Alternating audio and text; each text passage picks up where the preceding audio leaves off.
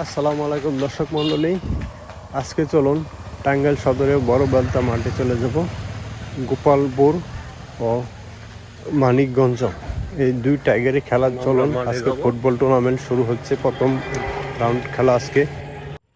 মাঠে আসতেই আমার এক বড় ভাইয়ের সাথে দেখা, সে বলতেছে খেলার শেষ পর্যায়ে চলুন। তো আজকে খেলাটি চলুন দেখি। প্রিয় দর্শক, দেখতে পারতেছেন যে মাঠের কোনায় মজাদার খাবার দোকানিরা নিয়ে বসে আছেন প্রিয় দর্শকদের জন্য। এই খাবার খেয়ে অনেকেই সুন্দরভাবে দাঁড়িয়ে দাঁড়িয়ে খেলা উপভোগ করবেন। দেখতে পাচ্ছেন মাঠের খেলা পর্যন্ত শুরু হয়েছে। মানিকগঞ্জ 1, গোপালগঞ্জ 1।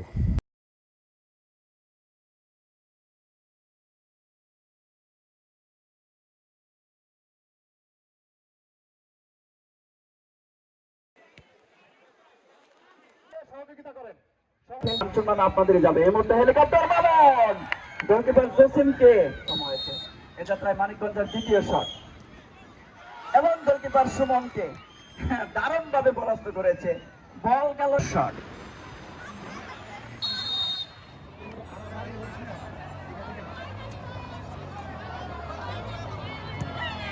এবং গোলকিপার জসিমকে দারুণ ভাবে পরাস্ত মানিকগঞ্জের সেই ইমান এবং দারুণ ভাবে সুমনকে পরাস্ত করেছে। বল চলে এসেছে বাম দিকে। ধন্যবাদ জানাচ্ছি। এই মুহূর্তে গোপালপুরের 3 নম্বর শট এবং প্রথমবারে লেগে ফিরে এসেছে। দুর্ভাগ্য গোপালপুরের, সৌভাগ্য কিন্তু মানিকগঞ্জের, অর্থাৎ বেলতার গর্ব সৌরভ দেওয়ান এবং সৌরভ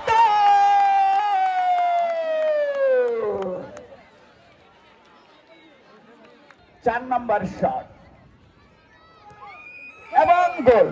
গোলকিপার জসিমকে সম্পূর্ণ পরাস্ত করেছে।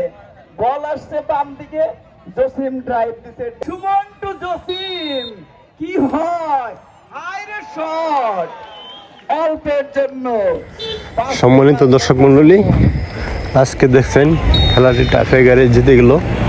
তো সামনে এরকম খেলা দেখতে চাইলে আমার ভিডিওতে সাবস্ক্রাইব করে এবং লাইক কমেন্ট দিয়ে শেয়ার করে দেবেন।